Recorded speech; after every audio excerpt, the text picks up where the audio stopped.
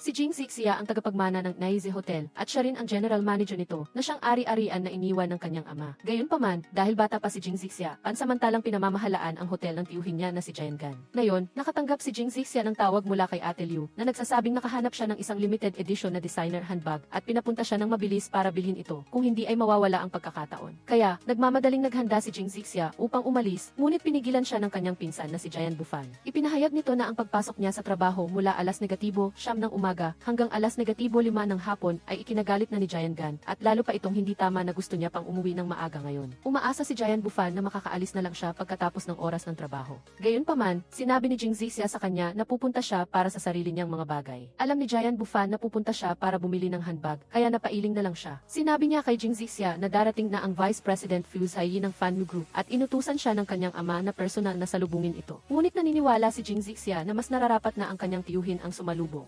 Gayunpaman, dahil alam ni Jing Zixia na gusto niyang makarinig ng mga pagpuri, pinuri niya ito ng husto. Nang makita niyang masaya si Jian Gan, sinamantala ni Jing Zixia ang pagkakataon at umalis. Pagdating niya sa parking lot, nakita niyang muli si Lin, ang boyfriend niya na nawala sa loob ng isang taon, at may kasama pa itong isang magandang babae. Dahil dito, naisip ni Jing Zixia na nakatagpo siya ng isang masamang tao, dahil pagkatapos lamang ng isang taon ng pagkawala, may iba na itong babae. Naalala ni Jing Zixia nang una silang magkakilala ni Lin at mabilis silang nagkadevelopan. Kinabukasan, paggising niya, nawala na si Lin at nag-iwan lang ito ng pera para sa kanya. Dahil dito, labis na nagalit si Jing Zixia at naramdaman niyang itinuring lang siya ni Lin na isang babaeng panandalian. Nang makita niyang dinala ni Lin ang babae sa presidential suite ng hotel, agad na pinuntahan ni Jing Zixia ang empleyado upang ipabukas ang pinto ng silid. Pagkatapos, galit siyang nagsalita sa babae na huwag siyang magpaloko kay Lin dahil isa itong masamang tao. Ngunit sinabi ng babae kay Jing Zixia na ang naliligo sa silid ay ang kanilang general manager at hindi pa ito kasal. Siya ay assistant at abogado lang ng general manager at umaasa siyang huwag na sanang pumasok si Jing Zixia sa kanilang silid kung hindi ay ededemanda niya ito. Sa sandaling iyon, lumabas ang general manager. Agad na nakilala ni Jing Zixia na si Lin iyon, ngunit sinabi ng lalaki sa harap niya na hindi pa sila nagkikita. Sinabi rin ng assistant na si Ixin kay Jing Zixia na ang lalaki ay si Fu Zhaiyi, ang general manager ng Fanmu. Gayunpaman, hindi naniwala si Jing Zixia, iniisip na sinadya lang iyon ni Lin na planuhin. Sa sandaling iyon, dumating din si Jian Gan at masiglang binati ang general manager ng Fanmu. Ngunit hindi inaasahan, naglabas si Ixin ng isang reklamo na nagsasabing lumabag ang hotel sa trademark copyright ng kanilang kumpanya para sa muebles at humihingi ng 50 milyon bilang bayad pinsala. Kung hindi ay magkikita sila sa korte. Dahil dito, labis na nagulat sina Jian Gan at Jing Zixia. Sa simula, balak nilang salubungin ng maayos si Fu Zhaiyi, ngunit hindi nila inaasahan na dumating ito upang magdemanda. Pagka-uwi, sinermona ni Jian Bufan ang kanyang ama na hindi ito dapat gumamit ng mga peking produkto para palamusan ang hotel. Ipinaliwanag ni Jian Gan na ginawa niya iyon para makatipid. Plano niyang patagalin ang kaso kay Fu Zhaiyi na siyang karaniwan niyang ginagawa. Hanggang di pinahaba niya ang oras, kusa ng susuko ang kalaban.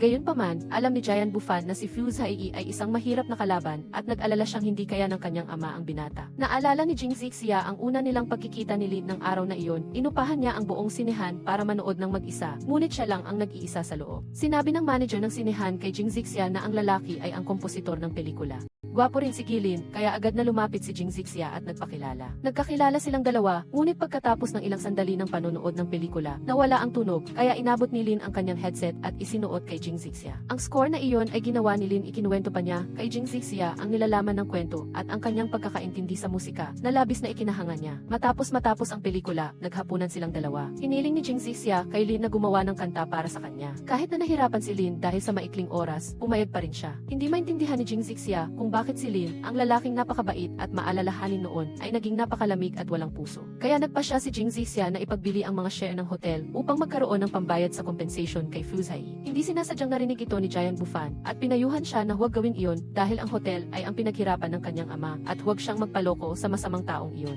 Lumabas na ang bumibili ng shares na nahanap ni Jing Zixia ay inayos ni Fu Zhaiyi. Nakamit na nila ngayon ang kanilang layunin at nakuha ang pagmamay-ari ng hotel. Gayunpaman, ayaw ni Fu Zhaiyi na magpatakbo ng hotel at gusto niyang gamitin ang lupa para sa pagpapaunlad ng commercial complex, katulad ng ginawa nila sa Blind Orphanage. Inakala ng direktor ng Blind Orphanage na si Fu Zhaiyi ay isang mabait na tao. Mananatili siya upang pamahalaan ang Blind Orphanage, kaya nilagdaan niya ang kontrata ng pagbebenta nito sa kanya. Hindi niya inasahan na pagkalagda pa lang, dumating na ang excavator para gibain ang Blind Orphanage, na ikinagalit ng labis ng direktor. Pagkatapos makuha ang hotel, pumunta si Fu Zhaiyi sa isang bar at nagkataong nakita si Jing Zixia na lasing. Sa simula, hindi niya pinansin si Jing Zixia, ngunit nang makita niyang nilagyan ng gamot ng isang lalaki ang baso ng alak niya, agad siyang lumapit. Nang makita niyang iinumin na ni Jing Zixia ang alak na may gamot, tumakbo siya at inubos ang alak. Pagkatapos ay sinabi sa mga mga taong iyon na kaibigan niya si Jing Zixia at umalis sila. Ngunit nang aalis na sana sila, nawala ng malay si Fuse Hai. Dahil alam niyang hindi madaling kalaban ang mga taong iyon, pinilit ni Fuse Hai na basagin ang bote ng alak sa mesa at sinaktan pa niya ang sarili upang takutin sila. Nang makita nilang si Fuse Hai ay isang walang takot din, hindi na sila naglakas loob na pigilan pa siya. Agad niyang sinamantala ang pagkakataon na dalhin si Jing Zixia palayo sa bar at pumunta sa isang kalapit na hotel. Dahil pareho silang hinimatay, magkasama silang natulog sa isang kama. Kinaumagahan, nang magising siya at makita si Fuse Hai sa tabi niya, inakala ni Jing Zixia na nananaginip siya. Ngunit nang makita niya ang sugat sa kamay nito, alam niya na totoo ang mga nangyari kagabi. Dahil dito, naisip ni Jing Zixia na si Fuse Hai ay si Lin, dahil kung hindi siya nito ililigtas. Pagkatapos, tinawag ni Jing Zixia ang empleyado ng hotel upang magdala ng first aid kit para lagyan ng bandage ang sugat ni Fuse Hai. Sa sandaling iyon, wala pa rin siyang malay dahil hindi pa nawawala ang epekto ng gamot. Naisip ni Jing Zixia na may mahirap na dahilan si Fuse Hai kung bakit sinabi niyang hindi siya kilala sa hotel. Sa sandaling iyon, nagising si Fuse Hai at dinaganan si Jing Zixia sa kama, ngunit nakatulog din siya ulit. Gustong bumangon ni Jing Zixia, ngunit mahigpit siyang dinadaganan nito, kaya natulog na lang din siya ulit. Matapos mawala ang epekto ng gamot, nagising si Fuse Hai at nagmamadaling tumayo nang makita niyang katabi niya si Jing Zixia. Nang makita niyang mahimbing pa rin ang tulog ni Jing Zixia, hindi niya nagawang gisingin ito. Nag-iwan lang siya ng kaunting pera at umalis sa hotel. Pagkatapos ng nangyari kagabi, labis na nagsisi si Fuse Hai dahil muli siyang nasangkot kay Jing Zixia. Gayunpaman, sa pagkakataong ito, nag-aalala ang mga empleyado ng kumpanya dahil nahuli siya. Iyon ang unang pagkakataon na nahuli si Fuse Hai sa trabaho at marami pa ang naghinala na naaresto siya dahil palagi siyang maagang pumasok at gabing umuwi. Habang nag-iisip siya tungkol sa nangyari kay Jing Zixia, nakatanggap si Fuse Hai ng tawag mula sa kanya. Kinwestiyon niya ito kung bakit nag-iwan siya ng bank card para sa kanya. Diretso namang sumagot si Fuse Hai na iyon ang kanyang nakasanayan. Hindi raw siya kailanman kumakain ng cake nang hindi nagbabayad. Ang pahayag na ito ay labis na ikinagalit ni Jing Zixia at sinabi niya rito na walang nangyari sa pagitan nila.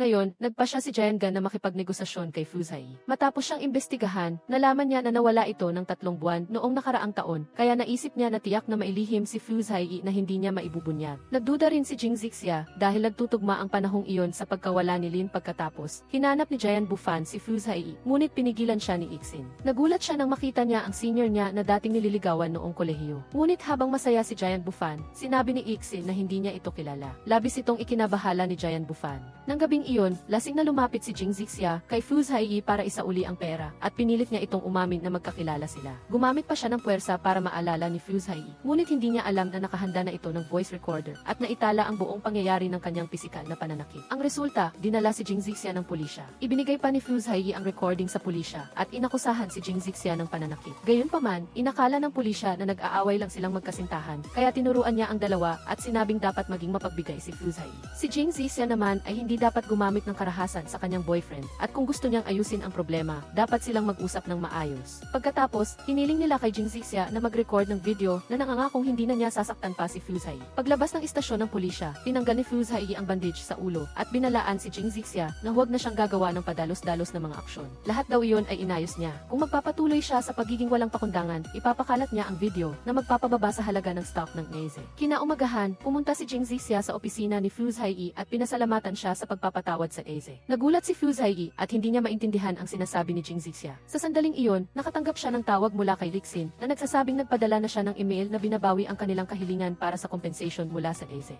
Naramdaman ni Fuse Hai na may mali kaya nagmadali siyang umuwi. Nalaman niya na kagabi, lumabas ang pagkatao ni Lin at ang pagbawi ng kahilingan para sa compensation mula sa Geze ay ginawa rin ni Lin para kay Jing Zixia. Lumabas na dati, nagkasundo na sina Fuse Hai at Lin na bawat isa ay gagamit ng katawan sa loob ng isang tiyak na yugto ng panahon. Ngunit ngayon, sinira ni Lin ang kasunduan dahil sa pag-ibig na labis na ikinagalit ni Fuse Hai. Nagpunta siya sa doktor upang ganap na alisin si Lin sa kanyang katawan, ngunit sinabi ng doktor na aabutin ito ng 3 buwan. Kaya, nawala si Fuse Hai sa loob ng 3 buwan. Sa pagkakataong ito, nang matuklasan niyang bumalik si Lin dahil sa pag-ibig, naramdaman ni Fuse Hai ang kawalang magawa. Lumabas na hindi pa pala ganap na natatanggal si Lin pagkatapos ay bumalik si Fuse Hai at sinabi kay Jing Zixia na ang pagbawi niya ng kahilingan para sa compensation ay isang kasinungalingan lamang. At ito ay gawa-gawa ng isang kaibigan na gumamit ng kanyang computer para magbiro. Labis itong ikinagalit ni Jing Zixia at pinagalitan niya si Fuse Hai bago umalis. Dahil wala nang ibang paraan, muling nakipag-ugnayan si Jing Zixia sa mamimili upang ibenta ang shares. Ngunit narinig ito ni Jian Gan. Sinermonan niya si Jing Zixia dahil sa pagbebenta ng shares at dinala pa siya sa libingan ng kanyang ama upang humingi ng tawad na sinabi niyang ipaliwanag niya ng malinaw sa kanyang ama. Tumawag pa siya sa nanay ni Jing Zixia na umaasang mapapayuhan niya ito. Ngunit ang kanyang ina ay umalis na ng bansa upang maghanap ng bagong kaligayahan kaya hindi na ito nag-abalang makialam sa bagay na ito. Sinabi ni Jing Zixia sa kanyang ina na mag-focus na lang sa pag-ibig at huwag mag-alala tungkol sa negosyo. Nangako siya sa tiyuhin niya na hindi niya ibebenta ang hotel, ngunit patago siyang naghanap ng ibang tao at lumagda sa isang kontrata para ibenta ang isang bahagi ng shares. Inakala ni Jing Zixia na maayos na ang lahat, ngunit nalaman pa rin ito ni Giant Gun at mas lalo siyang nagalit. Gayunpaman, alam ni Jing Zixia na gusto ng tiyuhin niya na pinupuri siya, kaya marami siyang pinuri dito. Wala nang nagawa si Giant Gun kundi tanggapin ito, dahil sa huli, kay Jing Zixia pa rin ang pagmamay-ari ng hotel.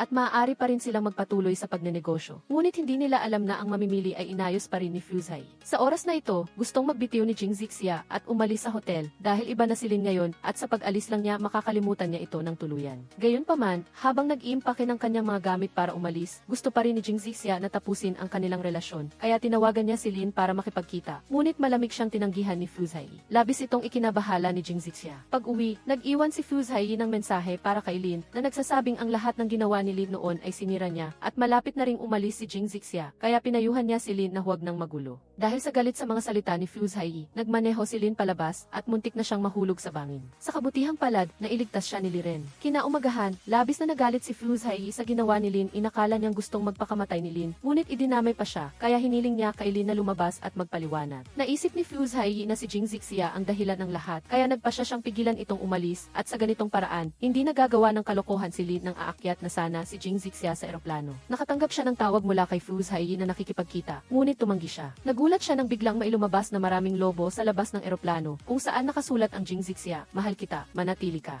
Kinakainggitan ng maraming pasahero, lumabas si Fuzhai na may dalang bulaklak sa harap ng lahat, na lubos na nakaantig kay Jing Zixia. Lumapit siya sa kanya, naglabas ng singsing, at nagpropose. Naghiyawan ang mga tao sa paligid at binati si Jing Zixia. Ngunit sa sandaling iyon, ginising si Jing Zixia ng flight attendant, na lumabas na panaginip lang pala ang lahat. Ginising ng flight attendant si Jing Zixia dahil dumating na si Fuzhai. Malamig na sinabi ni Fuzhai kay Jing Zixia na hindi siya maaaring umalis dahil hindi pa tapos ang kanilang kontrata. Hiniling niya kay Jing Zixia na tuparin ang kontrata at magtrabaho para sa fan mo sa loob ng isang buwan. Pagka-uwi, naisip ni Giant Bufan na ginawa iyon ni Fuzhai dahil gusto niya si Jing Zixia. Tulad ng sa drama, karaniwang nagpapahirap ang lalaking bida sa babaeng bida dahil sa pag-ibig. Naisip din ni Jing Zixia na posibleng totoo ito. Sa opisina, nakita ni Jing Zixia ang plano ni Fuzhai na mayroon lamang proyekto ng bagong commercial complex ng Few Group at hindi binanggit ang plano para sa AZ na labis niyang ikinataka. Gayunpaman, pinalabas siya ni Fuzhai sa opisina na sinabing sa kanya na ang lugar. Pagkatapos, bago matapos ang trabaho, binigyan pa ni Fuzhai si Jing Zixia ng maraming mahihirap na trabaho. Galit na galit si Jing Zixia, ngunit nagtiis pa rin siyang magtrabaho. Si Fuzhai rin ay natapos magtrabaho ng huli na. Nang makita niyang pagod si Jing Zixia at natutulog sa sahig, naawa siya kaya kinuha niya ang kanyang jacket at ipinatong dito dahil baka lamigin siya. Sa sandaling iyon, tulala si Jing Zixia at inakala niyang si Lin si Fuzhai kaya hinawakan niya ang kamay nito. Dahil dito, nagkagusto rin si Fuzhai sa kanya. Humiga siya sa tabi ni Jing Zixia at natulog din kinaumagahan. Nagising si Fuzhai at umalis ng mas maaga at pinakiusapan pa si Ixin na dalhan ng almusal si Jing Zixia. Akala ni Jing Zixia makakapagpahinga na siya, ngunit inutusan siya ni Fuzhai na ihatid siya pa uwi, na labis niyang ikinagalit. Sa pagkakataong ito, nakita ni Giant Bufan si Ixin sa kumpanya dahil gusto niyang maalala siya nito. Kaya gumamit siya ng ibang paraan para ipaalala sa kanya. Sa katunayan, matagal nang nakilala ni Naideki si Gin Ifi na ikinagalak niya. Gayunpaman, may nobyo na si Naideki na nagangalang Hin, kaya biglang nawala ang kagalakan ni Gin Ifi. Sa kabilang banda, pinilit ni Yeti si Ted Tri na ihatid siya pa uwi at napunta nga sa bahay ng mga V. Naisip ni Ted Tri na labis na si Yeti dahil hindi lang siya pinag-overtime, ginawa pa siyang personal na trooper. Pagdating sa bahay ng mga V, inutusan ni Yeti si Ted Tri na maglinis ng bahay. Lalo siyang nagalit at nagbabalak na umalis. Ngunit nagbanta si Yeti nalalabag siya sa kontrata kung hindi siya susunod. Wala nang ibang paraan, sumang-ayon na lang si Ted Tri. Ngunit, sa sandaling iyon, nakatanggap siya ng tawag na pumunta sa kumpanya para magpulong. Pagpasok sa conference room, agad na pinagalitan si Yeti ng kanyang ama, si Iko Sens. Naniniwala si Iko Sens na malapit na siyang magbitiw bilang chairman of the board. Si Yeti ang isa sa mga kandidato, ngunit hindi pa rin ito maayos ang problema sa tinaguriang Love Hotel na labis niyang ikinagagalit. Nangako si Yeti na magbibigay siya ng sagot sa lalong madaling panahon at dali-daling umalis. Sinabi ng pangalawang tiyo, si Yeti kay Iko Sens na huwag mag-alala at kakausapin niya si Yeti at sinundan siya pa uwi. Dahil may katulong sa bahay, inutusan ni Yeti si Ted Tri na magtimpla ng tsaa. Sa oras na iyon, narinig ni Seth Tried mula sa mga empleyado ng kumpanya na si Yeti de Divin ay isang senior executive kaya naisip niyang sirain ang kanilang usapan. Kung magagalit si Yeti si Ide, sisantihin siya nito. Dinala ni Seth Tried ang tsaa at sinadyang itapon ito kay Yeti de Divin. Umaasang magagalit si Yeti Fade, ngunit hindi ito kumibo. Sa halip, nagalit si Yeti de Divin at itinulak si Seth Tried para matumba ito. Nabaling ang tasa at muntik nang matamaan si Seth Tried ng bubo. Mabuti na lang at mabilis na niyakap siya ni Yeti Fade na nagpapakita ng pagkasuklam sa ginawa ni Yeti de Divin na lalo namang ikinagalit nito. Inilabas ni Yeti si Ide si Seth Tried. Sinabing mahusay ang kanyang ginawa at binigyan siya ng isang araw na off. Tuwang-tuwa si Seth Tried. Binitbit ang kanyang bagahe at nagplano ng paglalakbay. Ngunit gusto ring sumama ni Yeti si Ide kaya bumagsak ang kanyang mood. Kaya pumunta siya sa mall at nag-shopping ng todo at pinabayaran lahat ng gastos kay Yeti si Ide. Habang kumakain sila, biglang may isang matanda ang bumagsak. Dali-daling tumakbo si Seth Tried para bigyan ng first aid ang matanda. Dahil sa tulong niya, nalampasan ng matanda ang critical na kalagayan. Sa sandaling iyon, dumating na rin ang ambulance at pinasalamatan ng pamilya ng matanda si Seth Tried sa pagligtas sa buhay nito. Nagawa ito ni Seth Tried dahil namatay ang kanyang ama sa stroke. Kung mayroong marunong mag-first aid noon, hindi sana maagang nawala ang kanyang ama. Sinabi ni Seth Tried kay Yeti si Ide na may sakit din siyang sa puso. Ngunit kapag nakarinig siya ng piano na tumutugtog, gumagaling siya. Ngunit si Yeti si Ide ngayon ay walang maalala. Sa sandaling ito, inatake muli ang puso ni Seth Tried. Dali-daling dinala siya ni Yeti si Ide upang maghanap ng piano. Sa harap ng instrumento, nagsimula siyang tumugtog ng pamilyar na himig. Nagulat si Seth Tried nang tingnan si Yeti si Ide at napagtanto na naaalala pala niya ang lahat. Sa kanilang pag-uwi, tinanong ni Seth Tried si Yeti si Ide kung bakit nagpapanggap itong hindi siya kilala, ngunit hindi siya sumagot. Pag-uwi, sinabi ni Seth Tried kay Yeti si Ide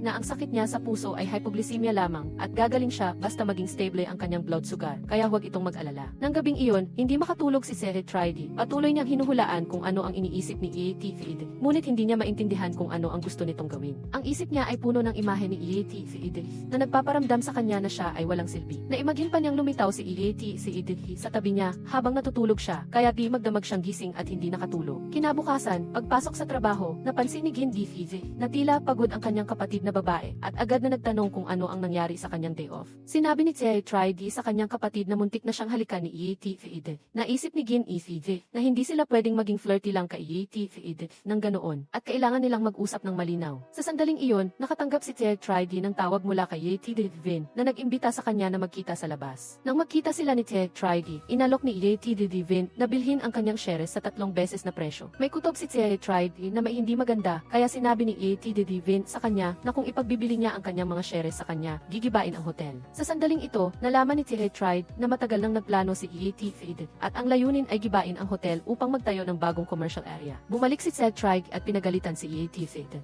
Iniisip niya na naabot na niya ang kanyang layunin at gusto pa rin niyang panatilihin ang isang talunan na tulad niya para masaksihan ang pagkawasak ng city.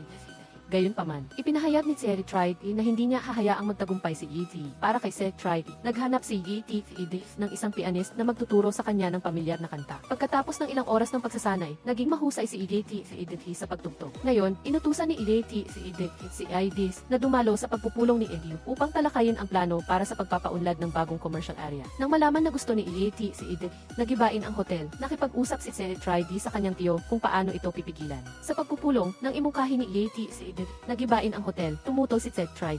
Inisip niya na siya ang pinakamalaking shareholder ng hotel, kaya may karapatan siyang magdesisyon. Gayunpaman, hindi inasahan ni Seth Tried na ipinagbili na rin ng kanyang tiyo ang ilang shares. Kahit pagsamahin pa ang shares nilang dalawa, hindi pa rin ito kasing dami ng kay Yeti Fade, kaya hindi nila mapipigilan ang desisyon nito. Nakaisip si Seth Tried ng isang plano, nilinlang niya si Yeti Fade para bumaba sa wine cellar. Pinilit siyang pirmahan ang dokumento upang talikuran ang plano na gibain ang hotel. Ngunit, muli, gumana ang voice recorder ni Yeti Fade na nakapag-record sa buong pangyayari. Pagkatapos pirmahan, sinabi ni Yeti kay Seth Tried na ang kasunduan ay walang bisa, na labis na ikinagalit niya. Sinabi niya na i-lock ni Gin ang pinto ng wine cellar at huwag payagan si Yeti na lumabas. Sa sandaling ito, dumating din si Aide. Nang matuklasan ni Aide ang pangyayari, pinapaalis agad siya ni Gin Nagsinungaling na wala si Yeti sa wine cellar. Naglalaro lang daw siya sa pintuan. Nang susubukan na ni Yeti nabuksan ang pinto. Nasugatan ang kanyang kamay ng basag na vase. Dali-daling tinawag ni Seth Tried si Gin para buksan ang pinto. Ngunit umalis na siya. Kaya si Seth Tried at Yeti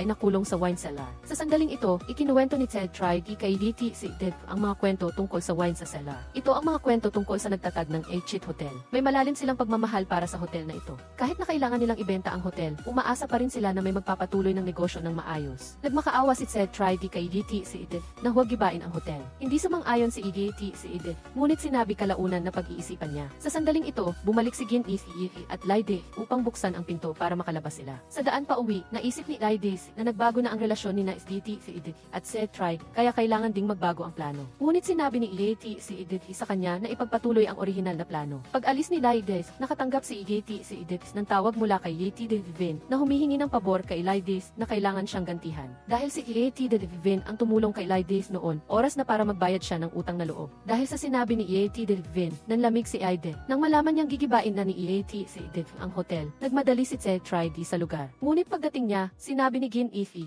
sa kanya na may nakatuklas ng bihirang wildlife sa likod ng bundok kaya hindi na pahihintulutang gibain ang hotel. Labis itong ikinatuwa ni Ted Tribe. Naisip niya na hindi naman pala ganoon kaimportante si DT si Edith. Ngunit hindi niya alam na lahat iyon ay inayos ni DT si Edith. Nang malaman na hindi na pwedeng gibain ang hotel, tinawagan ni DT Devin si DT si Edith. Inalok ang kanyang tulong kung sakaling magkakaproblema ito. Ngunit tinanggihan ito ni DT si Edith. Pagkatapos, tinawagan ni DT si Edith si Aide. Sinabi na hindi muna siya papasok sa kumpanya, mananatili siya sa H-Chit upang ayusin ang problema para maiwasang puntahan siya muli ni DT Devin. Sa sandaling ito, si Aide ay nasa tabi ni DT Devin. Sa oras na ito, tinanggap ng hotel ang bituing si DP at maraming tagahanga ang nagsisiksikan sa pintuan na naghihintay sa kanya. Naisip ni Gin Gifi na si DP ay isang sikat na tao at kailangang tanggapin ng maayos dahil noong nakaraan may isang hotel na naapektuhan ng malaki dahil sa hindi magandang pagtanggap. Lumapit si Gin kay Ted Tribe at sinabing DP ay gusto lamang niyang maglingkod sa kanya para sa kapakanan ng hotel. Personal na naglingkod si Ted Tribe kay DP. Gayunpaman, hindi siya nasiyahan sa anumang silid na inihanda ni Ted Tribe na ikinabahala niya. Sa huli, pumayag siyang ipareserba ang presidential suite para sa kanya. Pag-alis ni Ted Tribe, inisip ng assistant ni DP na labis na ito. Ngunit sa totoo lang, ang layunin ni DP sa pagpunta doon ay hindi para manatili sa hotel, kundi para guluhin si Ted Tribe dahil ikakasal ang kanyang ina sa kapatid na lalaki ni Ted Tribe. Gusto niyang pigilan ang kasal. Dahil wala nang ibang paraan, kinailangan ni Ted Tribe na puntahan si DP upang makipag-usap tungkol sa pagbibigay ng presidential suite kay DP. Inasahan niyang tututo si Edith, ngunit laking gulat niya nang pumayag ito. Pagkatapos, inayos si DP sa presidential suite. Ngunit hindi inasahan ni Ted Tribe na hihilingin ni DP na siya mismo ang maglinis ng silid. Sakto namang bumalik si Edith para kunin ang naiwan niyang gamit at nagalit siya nang makita si Ted Tribe na naglilingkod kay DP. Naisip niyang may housekeeping staff ang hotel, kaya bilabis ang pag-uutos sa general manager na gawin ang mga bagay na ito. Gayunpaman, galit pa rin si Ted Tribe kay Edith, kaya sinabihan niya itong umalis na. Sabi niya, ginagawa nila iyon para rin sa kapakanan ng hotel. Napagod si Ted Tribe sa pag-uutos ni DP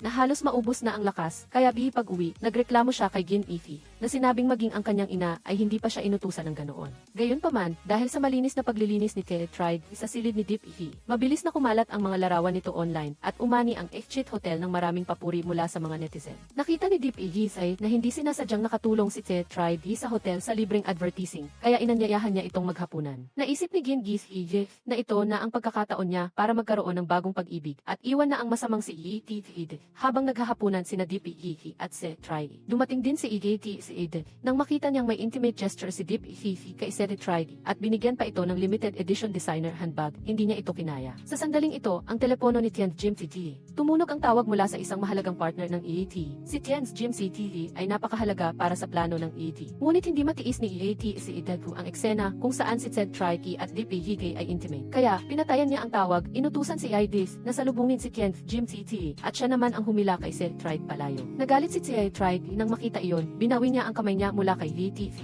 at binalak na bumalik para kunin ang handbag. Habang sila ay nagtataltalan, nakita sila ng ama ni Edith. Nang makita sila, tinanong niya kung ano ang ginagawa nila at pinatawag silang dalawa sa office. Pinagalitan ni si Edith dahil sinira nito ang lahat ng plano dahil lang sa isang babae. Sinabi rin niya na ang pakikipagsabuatan ni Edith sa H-Chit para kumita ay labag sa batas at maaari niya itong kasuhan. Binigyan ni si Edith ng isang linggo para ayusin ang problema. Kung hindi, aalisin siya sa lahat ng kanyang posisyon sa kumpanya at galit na umalis. Tinanong ni Ted Tribe si Edith kung ano ang nangyayari, kung dahil ba sa kanya kaya nasira ang plano nito. Ngunit sinabi ni Edith sa kanya na huwag mag-isip ng kung ano-ano at lahat ng sinabi ng kanyang ama ay gawa-gawa lang. Pagbalik, pinuntahan ni Edith si DP at at hiniling na umalis na ito sa hotel at lumayo kay Sir Tridy. Kung hindi, ilalabas niya ang mga larawan ni DPEZ noong mataba pa ito bago siya sumikat para makita ng mga tagahanga. Winasakal ang image niya. Gayunpaman, inisip ni DPEZ na normal lang iyon, ayaw lang niyang malaman ng mga tagahanga. Pero kalaunan, naintindihan din niya ang ibig sabihin ni EATZ, kaya pumayag na siya. Nag-aalala pa rin si Sir Tridy sa mga sinabi ni Ikaw-Sens. Napagtanto niyang maraming ginawa si EATZ para sa kanya at sinuportahan ang plano ng EFT's group. Sa sandaling ito, bumalik si Gin Ify at sinabi kay Sir Tridy na tinalikuran ni EATZ ang planong sirain ang hotel dahil sa kanya. Dahil dito, naniwala si Sir Tridy na totoo ang sinabi ni Ikaw-Sens. Sa oras na ito, inayos ni Didis na makipagkita si EATZ kay Tian Jim TTD ng EFC. Ngunit nang makipag-ugnayan siya sa kanyang kalihim, nalaman niya na si Tian Jim TTD ay nagbabakasyon ngunit hindi ibinunyag ang lokasyon. Kaya, nang sila ay handa na umalis, nagpanggap si IDC na sumasakit ang tiyan. Dali-daling dinala siya ni EATZ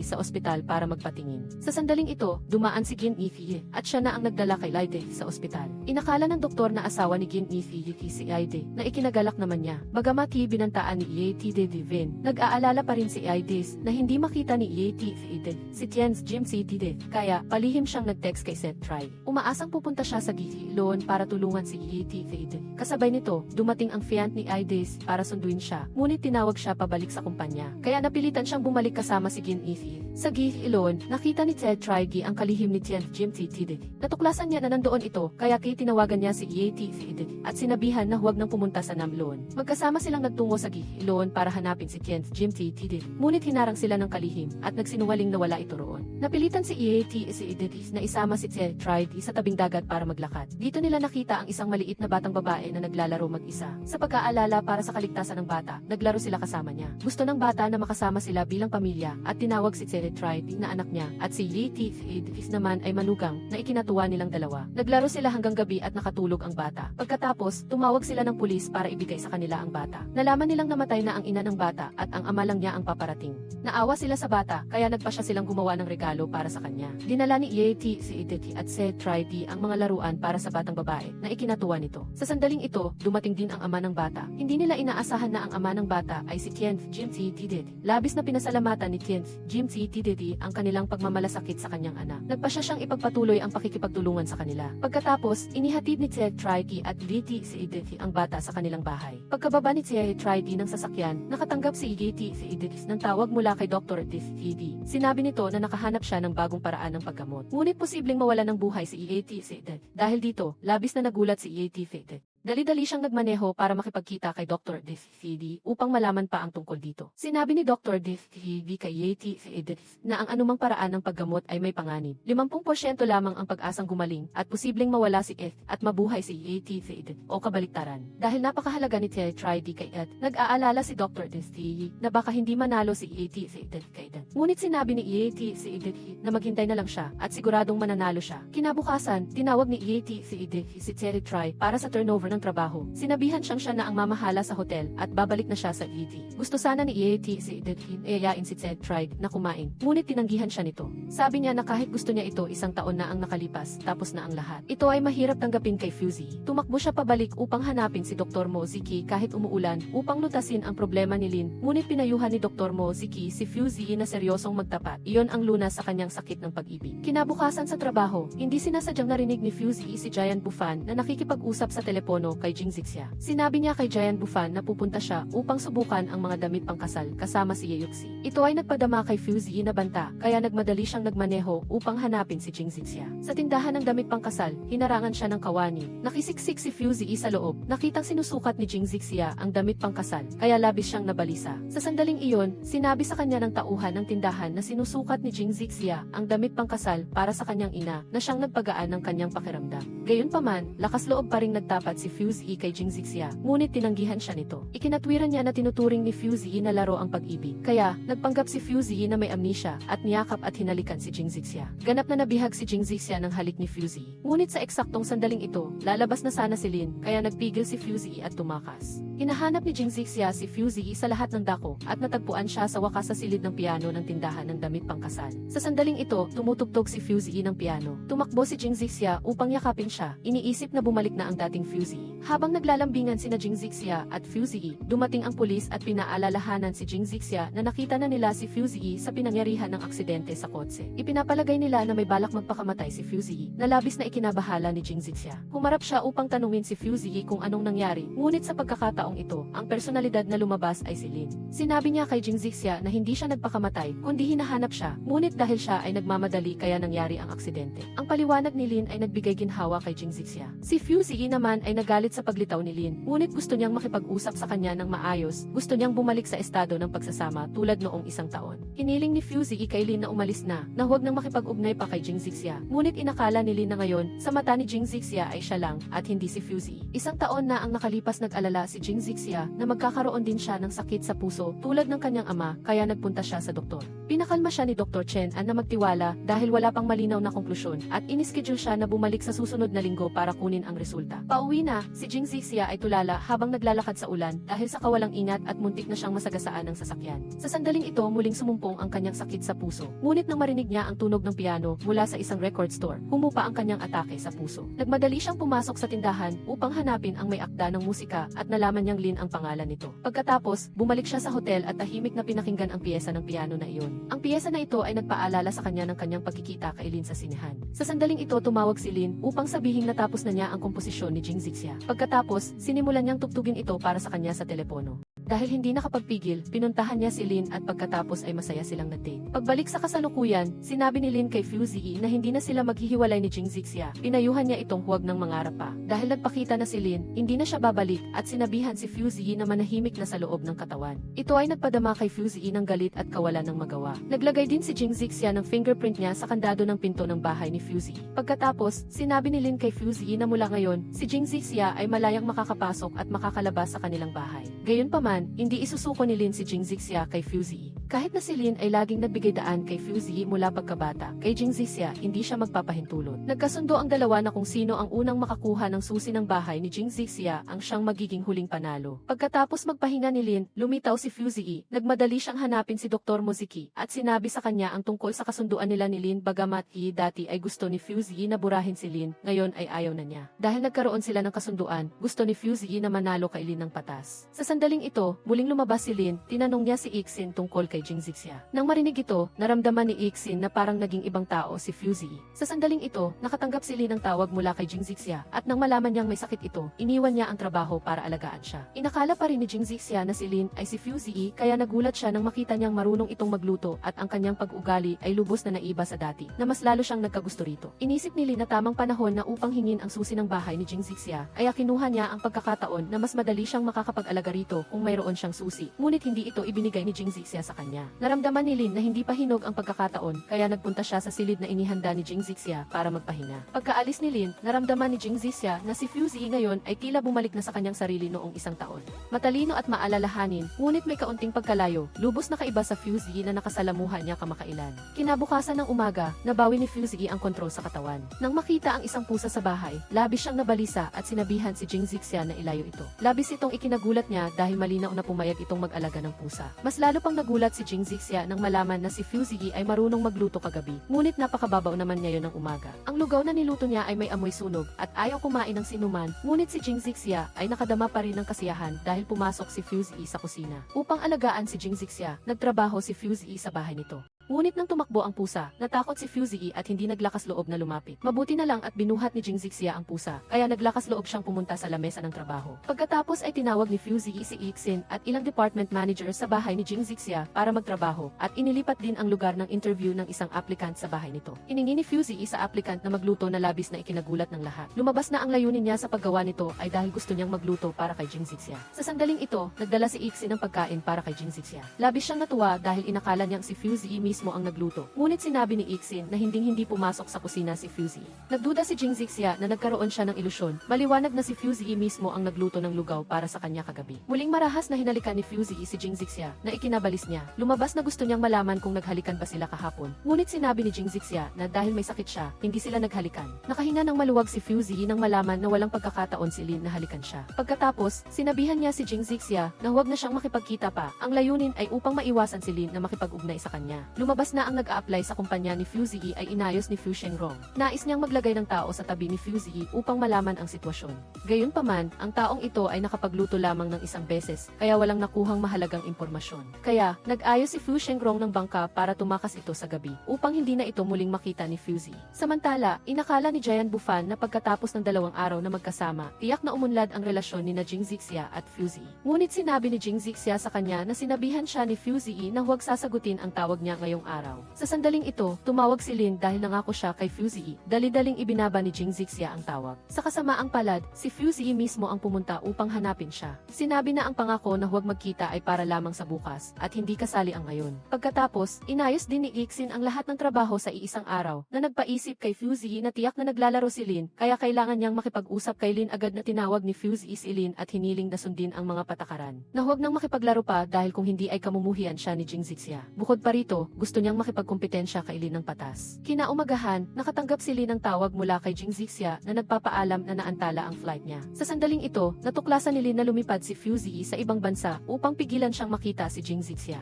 Sa wakas, lumipad na ang flight kaya hindi na makakabalik si Lin, labis siyang nagalit dito dahil sinabi na makikipagkumpetensya sila ng patas, ngunit gumamit si Fuzzy ng ganitong panlilinlang. Pagkatapos, naghalinhinan sina Fuzzy at Lin sa panunuyo kay Jing Zixia tig-isang araw. Pareho silang nagsisikap makipagkumpetensya at magkaiba ang kanilang personalidad at interes kapag nagpapakita. Palagi nilang tinatanong si Jing Zixia kung ano ang pakiramdam niya ngayon kumpara kahapon, kaya inakala niyang may personality disorder siya at nagpatingin siya sa psychiatrist. Hindi alam ng psychiatrist kung ano ang gagawin sa kaso ni Jing Zixia at inakala niyang 2 lalaki ang sabay niyang kadate. Sa sandaling ito, sinabi ni Ixin kay Lin na dumating na si President Sheng na pinapupunta siya agad para makipagkita. Nalito si Lin dahil hindi man lang sinabi ni Fuzzy sa kanya ang mahalagang bagay na ito. Sa pulong, nautal si Lin, hindi alam kung paano sasagutin si President Sheng na nagpadama rito na tila hindi pa handa si Fuzzy makipagtulungan. Sa sandaling ito, pumasok si Jing Zixia at ipinaalam kay President Sheng na handa na sila at ibinigay ang dokumento na inihanda ni Fuzzy noon, umaasang magkakatulungan ang 2 panig. Salamat sa pagsisikap ni Jing Zixia, sa wakas ay nalagdaan ang kontrata. Sa celebration party para sa pakikipagtulungan kay President Sheng. May nakapulot sa bracelet ni Jing Zixia at ibinigay kay Lin, ngunit hindi maalala ni Lin na binigyan niya si Jing Zixia ng bracelet. Sa sandaling ito, lumitaw ang personalidad ni Fuzzy. Inisip niya na tiyak na may masamang nangyari kay Jing Zixia dahil nawawala ang kanyang bracelet, kaya nagmadali siyang hanapin siya. Sa katunayan, natagpuan niya si Jing Zixia na nakahandusay at walang malay sa banyo at dumudugo ang noo. Agad siyang dinala ni Fuzzy sa ospital para sa check-up. Ang resulta ay maayos si Jing Zixia, mayroon lang siyang hypoglycemia, ngunit kailangang magpahinga ng ilang araw sa ospital. Naramdaman ni Fuzzy na hindi inalagaan ng mabuti ni Lin si Jing Zixia. Kaya tinawagan niya si Moziki upang ganap na burahin si Lin kahit na mapanganib sa buhay. Ayaw niyang masaktan si Jing Zixia. Sa sandaling ito, natuklasan ni Jian Bufan na nagtataksil si Mashixian, kaya kinunan niya ito ng larawan at ipinakita kay Lixin. Hindi inaasahan, sinabi lang ni Ixin kay Jian Bufan na huwag nang sabihin ito at umalis. Malungkot na uminom si Ixin ng mag-isa sa bahay. Binisita siya ni Jian Bufan at nanatili kasama niya. Aksidenteng nakatulog ang 2 sa sofa na nagpadama kay Jian Bufan ng hindi inaasahang kaligayahan. Kinabukasan, nalaman din ni Lin na nagkamali siya sa pagpapahintulot na masaktan si Jing Zixia at gusto niyang patawarin siya ni Fuzzy. Ngunit sinabi ni Fuzzy na wala siyang oras para magalit kay Lin.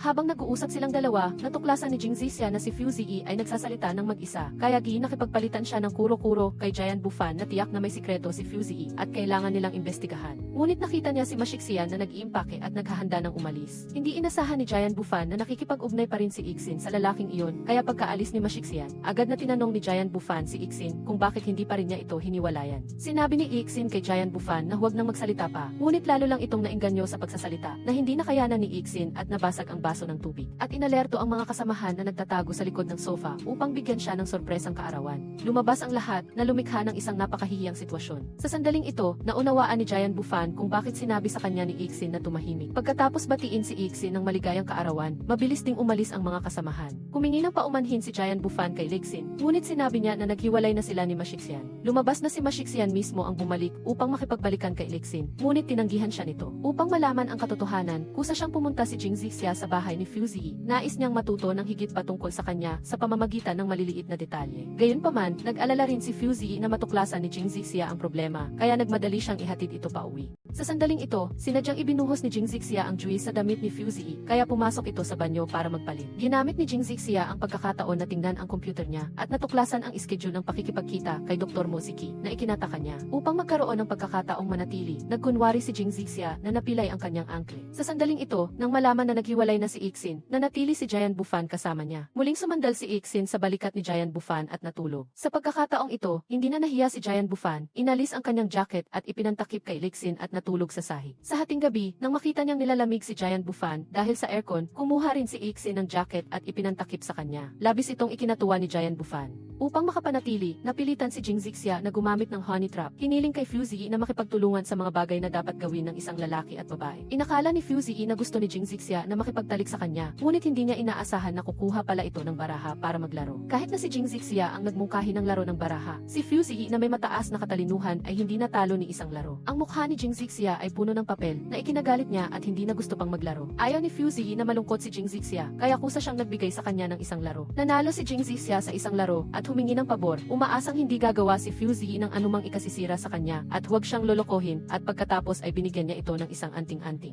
Pagkatapos ay humiga silang dalawa sa kama, tinanggal ang lahat ng damit at nagyakap habang natutulog. Nagising si Jing Zixia at nakitang umalis na si Fuzzy, kaya inanyayahan niya si Giant Bufan na pumunta sa ospital para hanapin si Dr. Moziki. Dito, hindi sinasadyang narinig nila ang pag-uusap ni na Fuzzy at Dr. Moziki sa labas ng silid. Sinabi ni Dr. Mo kay Fuzzy na isa lang sa kanila ang maaaring mabuhay, na ikinabigla ni Jing Zixia. Nang tumalikod si Fuzzy para magbayad, sinabihan ni Jing Zixia si Giant Bufan na magkunwaring nawalan ng malay upang si Dr. Moziki ay kailangang magmadali para magbigay ng pangunang lunas. Samantala, ginamit niya ang pagkakataong sumilip sa silid upang tingnan ang medical records ni Fuzzy. Natuklasan ni Jing Zixia na si Fuzzy ay may multiple personality disorder at isa lang sa kanila ni Lin ang maaaring mabuhay, kaya labis siyang nabahala at nagmadaling tumakbo sa operating room para hanapin si Fuzzy. Nang makita si Jing Zixia sa ospital, alam ni Fuzzy na nalaman na nito ang katotohanan. Napilitan siyang umamin dito na ang taong nakakilala sa kanya noong una ay hindi siya kundi si Lin. Sa wakas ay naunawaan ni Jing Zixia kung bakit pakiramdam niya ay dalawang magkaibang tao si Fuzzy. Sinabi niya na si Lin ang laging nagmamahal sa kanya at si Fuzzy ay niloko at ginamit lang siya. Ang mga salitang ito ay labis na nagpasakit kay Fuzzy. Sa simula, gusto talaga niyang linlangin si Jing Zixia para makuha ang hotel.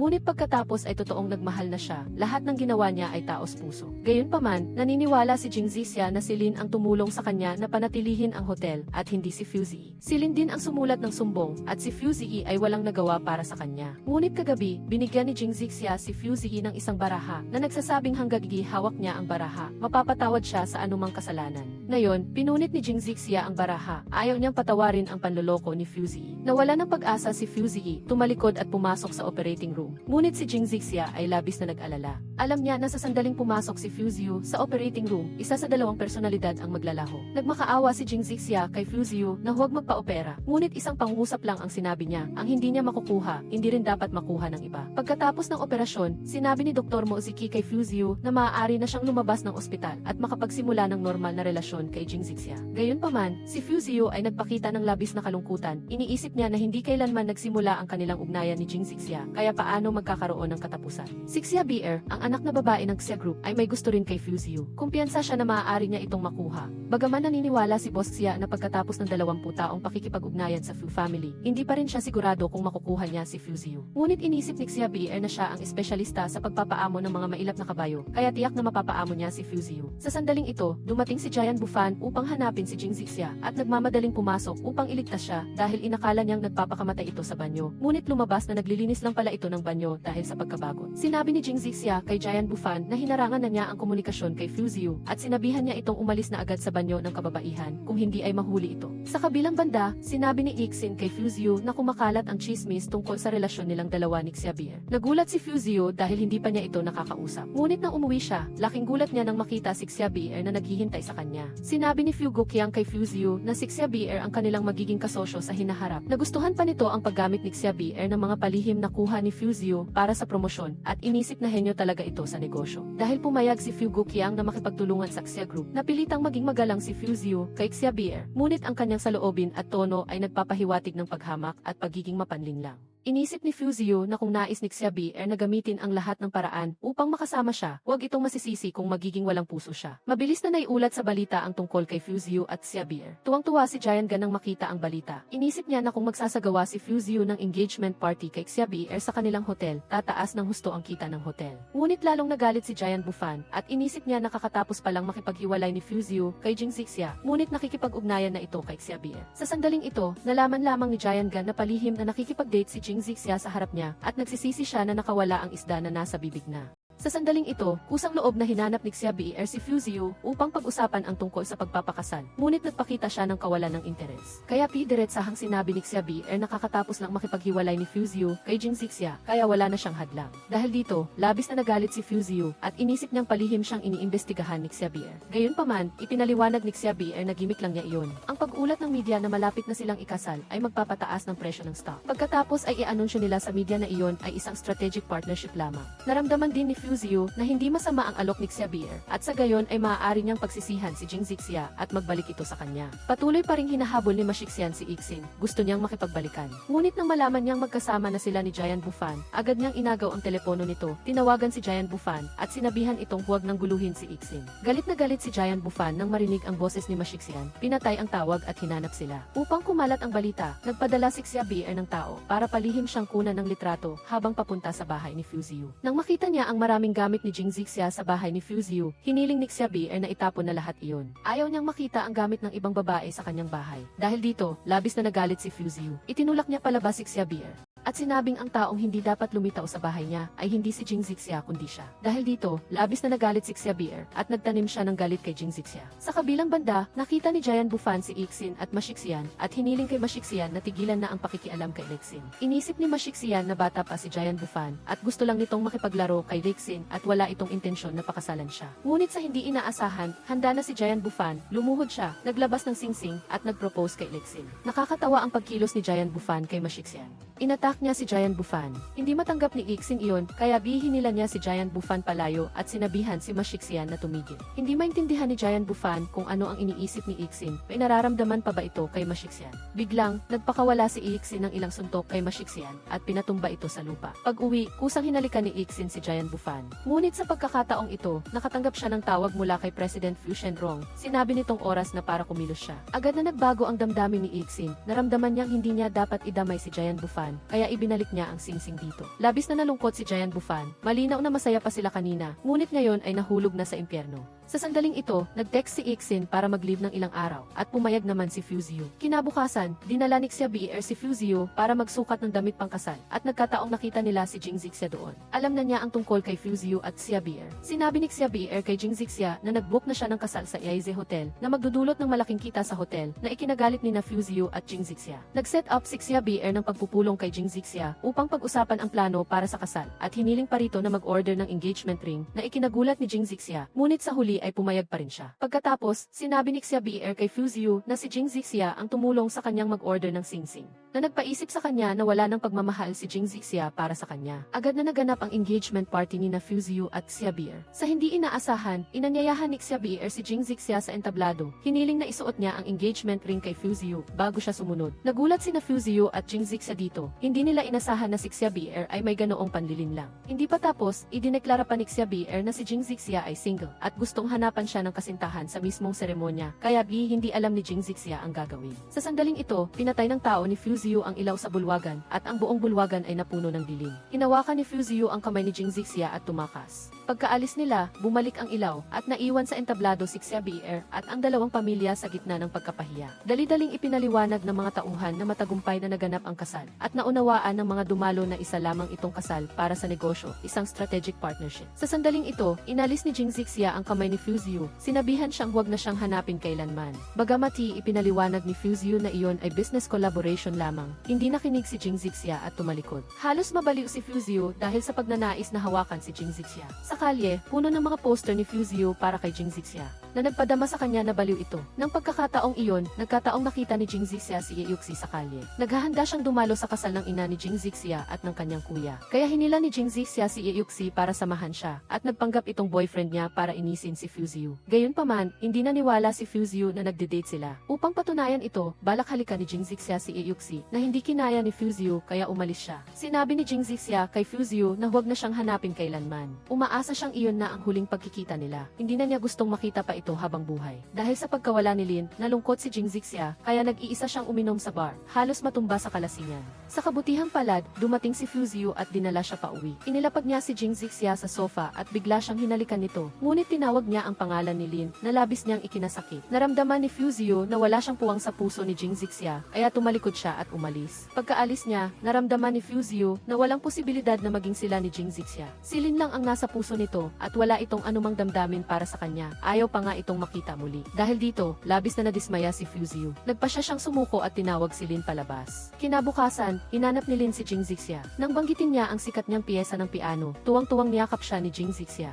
Inakala niyang nabura na si Lin ni Fuzio. Ngunit sinabi ni Lin sa kanya na hindi naman ganoon kasama si Fuzio at magkasama pa rin silang gumagamit ng iisang katawan. Sa sandaling ito, nakatanggap si Jing Zixia ng tawag mula sa kanyang ina. Sinabi ng ina na gusto niyang kanselahin ang kasal. Nagmadali si Jing Zixia doon upang ayusin ang problema. Pagdating niya, nalaman ni Jing Zixia na nawala ng kanyang ina ang wedding ring kaya nagtampo ito sa kanyang magiging asawa at ayaw nang magpakasal. Pagkatapos, si Jing Zixia at si Lin ay naghanap ng singsing. Sinabi ng kanyang ina na dinala ng pusa ang singsing kaya hinanap nila ang pusa. Pagkatapos ng ilang paghahanap, natagpuan nila ang pinagtataguan ng pusa. Talagang nandoon ang wedding ring ng kanyang ina. Dinala ni Jing Zixia ang singsing sa kanyang ina, ngunit alam niyang hindi gusto ng pusa ang matitigas na bagay tulad ng singsing, kaya inamin ng kanyang ina na itinago niya ang singsing sa pinagtataguan ng pusa. Sa katunayan, ayaw na niyang magpakasal. Ang magiging asawa niyang si Yiming ay nagulat nang malaman ito. Hindi niya alam kung anong mali ang nagawa niya. Lumabas na kagabi, ang ina ni Jing Zixia na si Xing ay nakatanggap ng tawag mula kay Jing Zixia. Habang lasing, sinabi ni Jing Zixia na huwag siyang iwan mag-isa. Ito ay nagpaisip kay Xing na ayaw ni Jing Zixia na magpakasal siya dahil kung hindi ay malulungkot ito. Nang malaman ito ni Jing Zixia, sinabihan niya ang kanyang ina na huwag mag-isip ng labis dahil nagkamali lang ito sa pagkakaintindi. Umaasa si Jing Zixia na magpakasal na si Xing sa lalong madaling panahon. Bibigyan niya ng basbas ang kanyang ina na magkaroon ng masayang pamilya. Dahil sa payo ng kanyang anak, nagbago sa wakas ang desisyon ni Xing at pumayag siyang magpakasal kay Yiming. Kinabukasan, sa kasal ni Xing at Yiming, biglang nagkaroon ng abala ang pari kaya hindi ito nakarating na ikinalungkot ni Xing.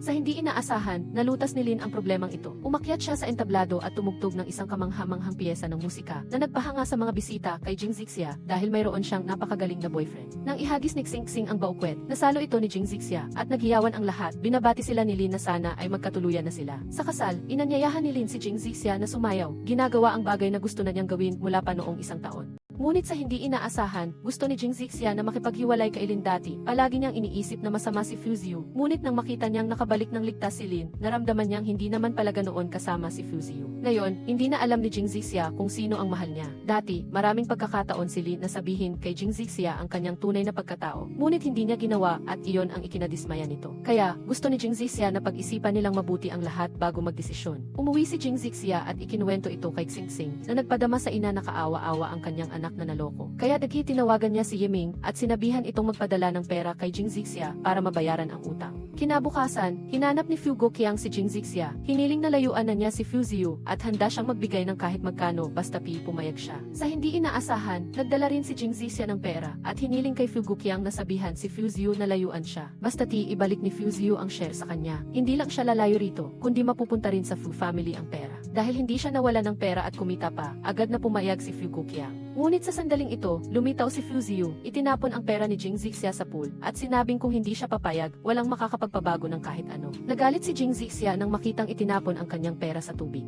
Sinabi ni Fugo Qiang kay Fuzio na ang perang iyon ay dala ni Jing Zixia upang tubusin ang shares. Sa sandaling ito, nalaman ni Fuzio na nagkamali siya. Nagmadali siyang kunin ang pera at habang kinukuha ni Jing Zixia ang kanyang bag, nahila rin siya ni Fuzio pababa sa tubig. Pag-ahon nila, nakita ni Fuzio na basang-basa si Jing Zixia kaya kinuha niya ang hairdryer at pinatuyo ito. Naantig si Jing Zixia sa ginawa nito, ngunit pagkatapos ay hinanap pa rin niya si Fugo Qiang upang ibalik ang pera at tubusin ang shares. Sa pagkakataong ito, hindi na ganoon katigas si Fugo Qiang tulad ng dati at inanyayahan sinamahan pa niya si Jing Zixia na maghapunan.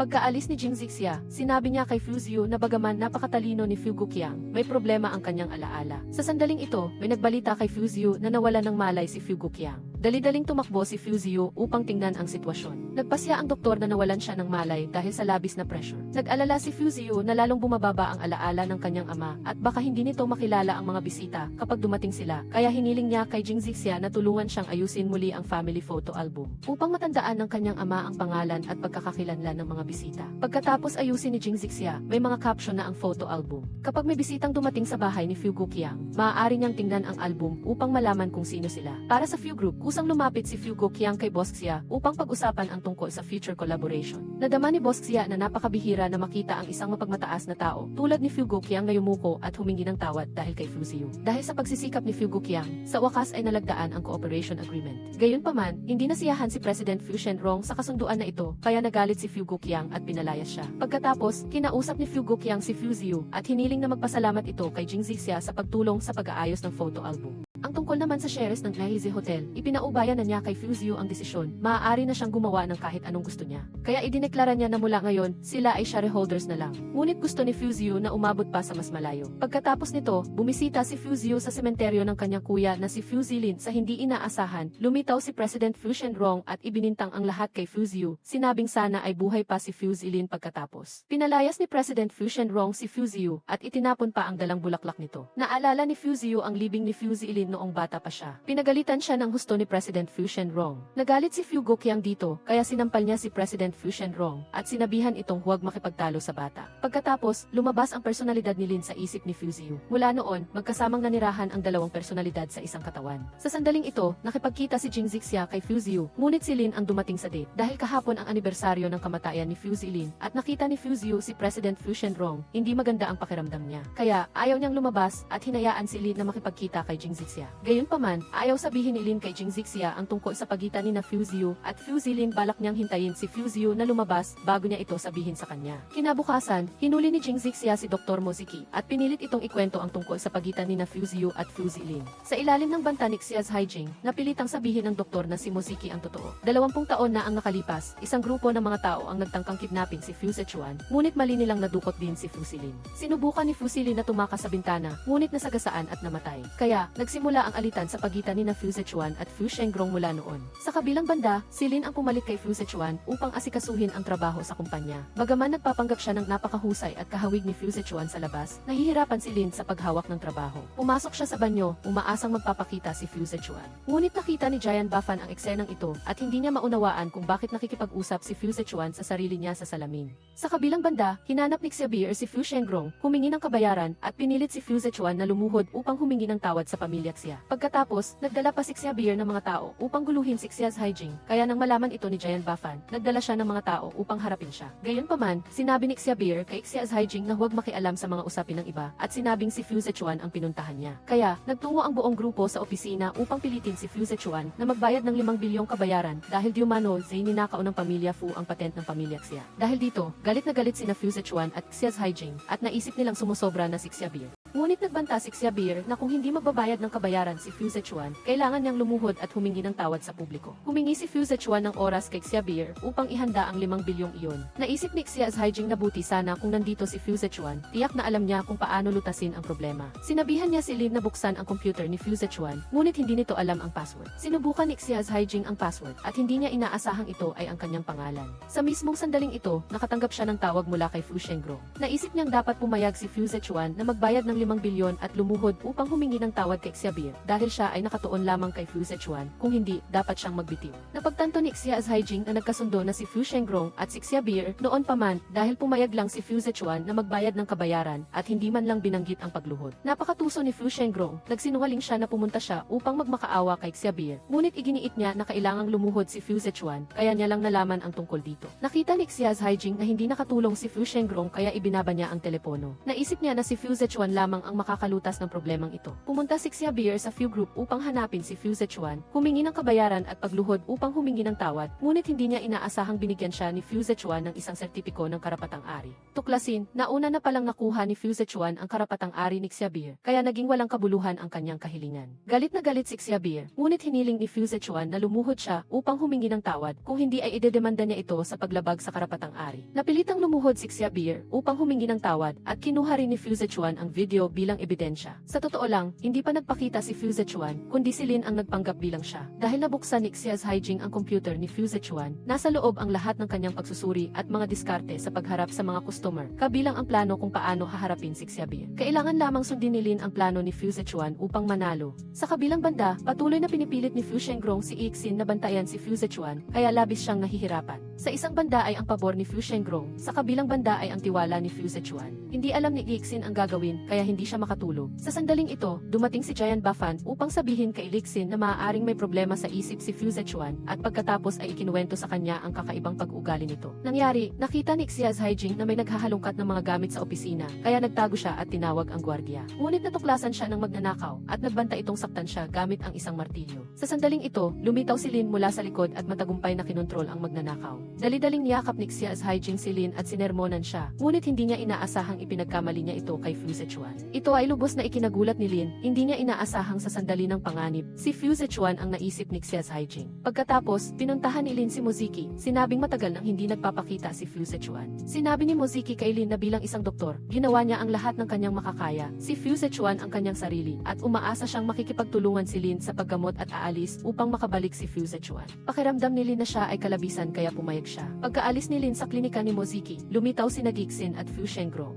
Nalaman, sinabi na pala ni Ixin kay Fu Shengrong ang tungkol sa kondisyon ni Fu Zhechuan, kaya niya lang nalaman na may multiple personality ito. Sa sandaling ito, dumating si Moziki upang hanapin si Xiaz Haijing, umaasang mapipilit niya si Lin na umalis sa katawan ni Fu Zhechuan dahil iyon pa rin ang kanyang katawan. Narinig ni Lin ang kanilang pag-uusap, labis siyang nalungkot dahil maging si Xiaz Haijing ay itinuring siyang kalabisan. Sa kabilang banda, pinuntahan ni Jian Bafan si Ixin, natuklasan na may koneksyon siya kay Fu Shengrong at ibinigay ang lahat ng dokumento ni Fu Zhechuan sa kanya. Dahil sa matinding presyon, gusto ni Ixin na magbitiw, ngunit hindi pumayag si Fu Shengrong at umalis na lang. Lubos na nabigo si Jian Bafan nang malaman ang sikreto ni Ixin, na siya pala ay isang espiya na inilagay ni Fu Shengrong sa tabi ni Fu Zhechuan. Ito rin ang dahilan kung bakit niya ito tinanggihan, ngunit walang ipinaliwanag si Ixin kay Jian Bafan. Pakiramdam ni Fu Gojiang ay matanda na siya at mahina, kaya nais niyang ilipat ang mga shares kay Fu Zhechuan at ipaubaya sa kanya ang pamamahala ng Fu Group. Hindi inaasahan, inilabas ni Fu Shengrong ang record medical ni Fu Zhechuan at hiniling na muling isaalang-alang ni Fu Gojiang ang kanyang desisyon. Lumabas na alam na pala ni Fu Gojiang ang multiple personality ni Fu Zhechuan noon pa man at nagpakita siya ng pagkadismaya kay Fu Shengrong, umaasang huwag nitong pahihirapan si Fu Zhechuan. Nagbigay pa siya ng kondisyon na kung may gusto si Fu Shengrong, tutuparin niya lahat. Ngunit labis na nag-alala si Fu Shengrong at inisip na tinapos ni Fu Zhechuan ang buhay ng kanyang anak at pareho silang may utang na buhay sa kanya. Pinayuhan siya ni Fu Gojiang na kumalma at ang pagkamatay ni Fu Silin ay isang aksidente lamang. Ngunit hindi nakinig si Fu Shengrong at iginiit na si Fu Zhechuan ang may kasalanan. Binalaan ni Fu Gojiang si Fu Shengrong na kung magtatangka siyang saktan si Fu Zhechuan, hindi ito magtatapos ng maayos. Pagkatapos magsalita, inatake siya sa puso at bumagsak. Sinubukan ni Fu Shengrong na kunin ang gamot para sa kanya. Ngunit sa pag-alala sa ginawa sa kanya ni na Fu Gojiang at Fu Zhechuan, ibinuhos niya ang gamot sa swimming pool. Nagulat si Fu Gojiang, ngunit wala siyang magawa at nawala ng malay. Pagkatapos, nagpanggap si Fu Shengrong na tumawag ng tao para sumagip at dinala si Fu Gojiang sa ospital para sa emergency. Gayunpaman, sinabi ng doktor na kritikal ang kalagayan ni Fu Gojiang. Sa sandaling ito, pinuntahan ni Lin si Xiaz Haijing upang magpaalam. Isasauli na niya ang katawan kay Fu Zhechuan. Pagkarinig nito, dinala ni Xiaz Haijing si Lin sa isang teatro. Nagpareserba siya ng buong teatro para lang makapagtanghal si Lin para sa kanya. Sa huli, ito na ang huling alaala nilang dalawa. Sa kabilang banda, nakipagkita si Ixin kay Fu Shengrong at binigyan siya ng relo bilang regalo, sinabing mag-aaral na siya sa ibang bansa. Ngunit umaasa si Fu Shengrong na babalik si Ixin para magtrabaho para sa kanya pagkatapos niyang mag-aral.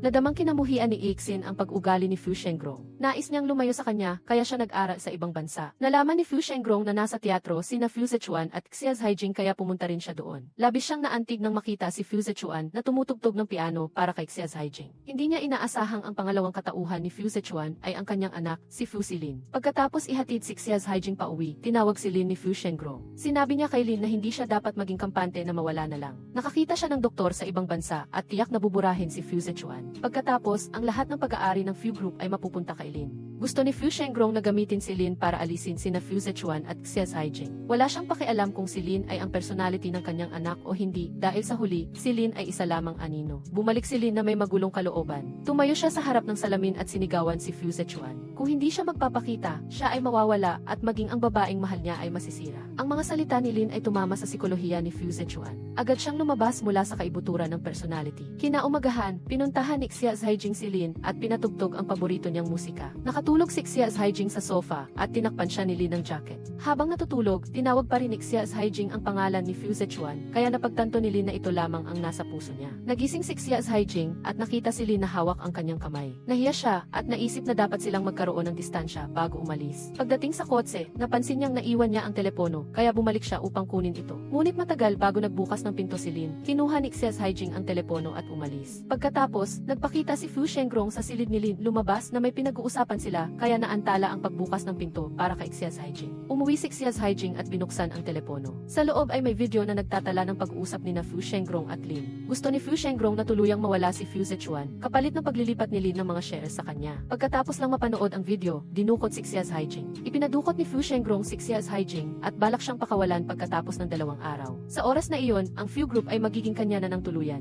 Ikinulong ni Lin si Xia Haijing sa isang silid upang mapigilan siyang sirain ang plano na alisin si Fu Zechuan. Ito ay nagdulot ng matinding sakit kay Xia Haijing. Nagmakaawa siya kay Lin na palayain na si Fu Zechuan. Ngunit dahil gusto ni Lin na makuha ang lahat, hindi niya pinansin ang pagmamakaawa nito at pinuntahan si Fu Shengrong. Hanggang di magtagumpay ang pagtutulungan na ito, mapupunta kay Lin ang Fu Group. Ngunit hindi alam ni Lin na kahit alam ni Fu Shengrong na si Lin ang personality ng kanyang anak, balak pa rin niya itong alisin pagkatapos niyang makuha ang Fu Group. Galit na galit si Lin at bumalik upang piliting kumain si Xia Haijing para mabuhay. Ngunit sinabi ni Xia Haijing kay Lin na hindi niya ito mahal. Si Fu Zechuan lamang ang nasa puso niya magpakailanman at sinabi kay Lin na huwag nang magsayang pa ng oras. Labis na nasaktan si Lin sa narinig. Sinabihan niya si Xia Haijing na maghintay sa bahay at babalik siya kaagad. Dinala ni Lin ang pinirmahang kontrata kay Fu Shengrong. Sinabi sa kanya ni Fu Shengrong na sundin ang kanyang mga plano at nakakita na siya ng doktor sa ibang bansa. Kailangan lamang ni Lin na magpagamot doon. Pagkatapos maalis si Fu Zechuan, mapupunta kay Lin ang lahat. Ngunit hindi alam ni Lin na sa sandaling umalis siya sa bansa, hindi na siya magigising pa. Pagkaalis ni Lin sa ibang bansa, may balitang namatay na si Fu Zechuan sa ospital. Walang alinlangang naging tagapangulo ng lupon ng mga direktor si Fu Shengrong. Ngunit may ilang stockholder na tumutol na nagsasabing ang pagkamatay ni Fu Zechuan ay may maraming misteryo at kailangang imbestigahan muna bago magdesisyon. Sinabi ni Fu Shengrong sa lahat na nagpakamatay si Fu Zechuan dahil sa depresyon. Sa sandaling ito, lumitaw si Fu Zechuan na labis na ikinagulat ng lahat, lalo na ni Fu Shengrong. Inakusahan niya si Fu Shengrong na gusto siyang patayin at ibinigay ang audio recording bilang ebidensya para pakinggan ng lahat. Iyon ang audio recording na ibinigay sa kanya ng sekretarya ni Fu Shengrong. Sa sandaling ito, nalaman ni Fu Shengrong na ang taong kinontak niya sa lahat ng oras ay hindi si Lin kundi si Fu Zechuan. Siya ay naloko. Hindi lang iyon, nakahanap din si Fu Zechuan ng ebidensya na si Fu Shengrong ang dahilan ng atake sa puso ni Fu Gojiang. Nang atakehin sa puso si Fu Gojiang, nakita ni Fu Shengrong ang panganib, ngunit hindi siya tumulong at ibinuhos pa ang kanyang gamot sa tubig. Mayroon si Fu Zechuan ng video na nagtatala ng buong pangyayari noong araw na iyon na labis na ikinagalit ng mga stockholder. Kinondena nila si Fu Shengrong sa paggawa ng problema sa kanyang kapatid at pamangkin at sinabing hindi siya karapat-dapat mamuno sa Fu Group. Sa sandaling ito, napansin ni Xia Haijing na ang lutong pagkain ni Lin para sa kanya ay may asukal sa halip na asin. Napagtanto niya na si Fu Zechuan ang kausap niya sa lahat ng oras. Sa sandaling ito, tinawag ni Fu Zechuan si Giant Bafan upang pakawalan si Xia Haijing. Dali-dali siyang nagmaneho patungo sa Fu Group upang hanapin siya. Habang itinatanggi ni Fu Shengrong ang pagkakasala, dumating ang pulis at inaresto siya. Nang makitang tumatakas si Fu Shengrong, hinabol siya ni Fu Zechuan. Ngunit tumakbo si Fu Shengrong sa elevator, kaya nang habulin siya ni Fu Zechuan sa parking lot, hindi na niya ito nakita. Sa sandaling ito, lumitaw si Xia Haijing at tumakbo si Fu Zechuan patungo sa kanya. Ngunit hindi inaasahan, nagmaneho si Fu Shengrong at binangga si Xia Haijing. Tumakbo si Fu Zechuan upang protektahan si Xia Haijing at nasagasaan ng kotse. Ngunit sa sandaling ito, ang nasagasaan ay hindi si Fu Zechuan, kundi si Lin. Lumabas siya para saluhin ang pagbangga para kay Fu Zechuan. Sa pagkakita kay Lin na nasagasaan, naalaala ni Fu Zechuan ang pagkabata noong dinukot sila ni Fu Silin. Dahil mas matanda siya ng ilang taon kay Fu Zechuan, nag-aalala siyang natatakot ito, kaya kinantahan niya ito ng lulabi. Nang makatulog si Fu Zechuan, sinamantala ni Fu Silin na natutulog ang mga dumukot, kinalagan siya at pinakawalan si Fu Zechuan bago tumakas. Nang matuklasan ng mga dumukot, sinabi ni Fu Silin kay Fu Zechuan na tumakbo muna habang hinarangan niya ang daan. Ang resulta, nasagasaan siya ng sasakyan ng mga dumukot at namatay. Sa pagkakataong ito, muling nagpakasakit si Lin para kay Fu Zechuan. Umaasa pa siyang tratuhin ng mabuti ni Fu Zechuan si Xia's Haijing. Agad ding inaresto ng pulisya si Fu Shengrong pagkatapos noon. Ginagamot si Fu Zechuan sa ospital. Kasabay nito, matagumpay rin ang operasyon ni Fu Gojiang. Natuwa si Fu Zechuan nang malaman ang balita. Sa sandaling ito, dumating si Ixin upang bisitahin si Fu Zechuan at sinabing malapit na siyang umalis sa bansa. Nagpasalamat si Fu Zechuan kay Lexin sa pagtulong sa kanya na ilantad ang krimen ni Fu Shengrong. Nagpaalam din si Ixin at umalis. Hindi inaasahang, dumating din si Giant Buffan na may maleta. Sinabing sasamahan niya ito. Nadama ni Giant Qian na nagkaroon ng bago at kinalimutan na siya ng kanyang anak na umalis ng walang paalam at nadamang nasayang ang kanyang pagpapalaki. Pagkatapos, inanyayahan si Xia's Haijing ni Fu Zechuan para maghapunan. Nang makita ang mga tauhan ng restoran na naghahanda para sa isang proposisyon, naisip niya na magpo-propose si Fu Zechuan sa kanya. Labis siyang natuwa. Sa katunayan, nag-propose si Fu Zechuan sa kanya, pumayag si Xia's Haijing at nagyakapan sila at naghalikan ng buong pagmamahal. Sa kasalan, binigyan ni Fu Zechuan si Xia's Haijing ng isang audio recording. Hindi inaasahang, iyon pala ang sinabi ni Xia's Haijing kay Lin. Sinabi niya na mahal niya ito at ito lang.